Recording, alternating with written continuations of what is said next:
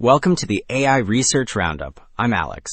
A paper trending on X this week takes a hard look at whether artificial intelligence agents can actually build software from the ground up. Published on May 5, 2026, just about 4 days ago, the paper is titled ProgramBench: Can Language Models Rebuild Programs from Scratch? The industry is increasingly shifting toward evaluating if these agents can move beyond localized bug fixes, like those in the popular software engineering bench, to handle the holistic reconstruction of entire systems. The striking takeaway here is that out of 200 complex tasks, current frontier models completely failed to fully resolve a single one. Even the absolute best model passed 95% of its tests on a mere 3% of the tasks.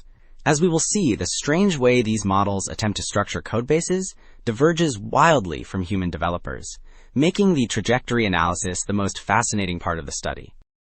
Figure 1 maps out exactly how this challenge works. On the left, the software engineering agent receives only a compiled executable and its documentation. The agent has to probe this black box, figuring out the expected behavior by interacting with it. Then, on the right, it attempts to write the raw source code and a build script from scratch. The bottom section shows the ultimate evaluation, which tests whether the newly built solution is behaviorally equivalent to the original program. Figure 2 breaks down how the researchers actually constructed this benchmark. First, they take an open-source GitHub repository and use an agent to compile the gold executable, recording the build steps along the way. Next, the agent explores this executable to generate a suite of behavioral tests, focusing on external, observable effects rather than internal code structure. Finally, all the original implementation details are stripped away, leaving only the documentation and the compiled program to challenge the models.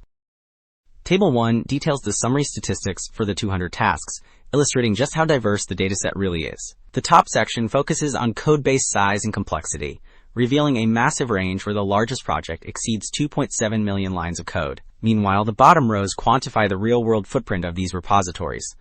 These metrics confirm that the models must rebuild battle-tested software with years of community contributions, which makes this a true test of software design rather than just coding syntax. Figure 4 plots the cumulative distribution of test pass rates across the 9 evaluated models. The vertical axis counts how many task instances achieve a given pass rate. As the pass rate threshold on the horizontal axis approaches 100%, all the curves drop to 0, which visually reinforces that no model could fully resolve any task. Even so, the Claude Opus models, represented by the highest curves, do maintain a steady lead in partial success across most thresholds. Table 2 confirms that the 0% resolution rate holds true across all 9 evaluated models. To capture partial progress, the authors include a percent almost metric tracking instances, where a codebase passes at least 95% of tests. Claude Opus 4.7 tops this specific column at 3%. Finally, the rightmost columns reveal distinct agent behaviors, showing that GPT models make far fewer calls than the Claude series, which keeps their per-task costs drastically lower. To evaluate the models, the authors needed robust test suites. Figure 7 plots the line coverage of these agent-generated tests against original project size. The cluster on the upper left shows that for smaller codebases, tests routinely hit over 80% coverage. Impressively, even for massive projects on the far right, like FFmpeg with nearly 500,000 lines, coverage still reaches about 45%. This demonstrates that the automated approach creates highly effective behavioral tests. While those generated tests proved highly effective, Figure 9 compares the length of the model solutions against the human-written repositories. The diagonal dashed line represents parity, where both codebases are identical in size. The vast majority of points fall well below this line, which means the models consistently produce significantly shorter code.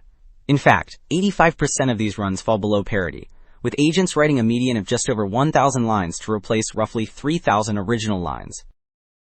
Wrapping up, the main takeaway is that current language models lack the architectural reasoning necessary for autonomous software development, favoring monolithic files over structured designs. ProgramBench provides a much-needed testbed for future progress. That is all for now. Alex here from the AI Research Roundup. Catch you next time.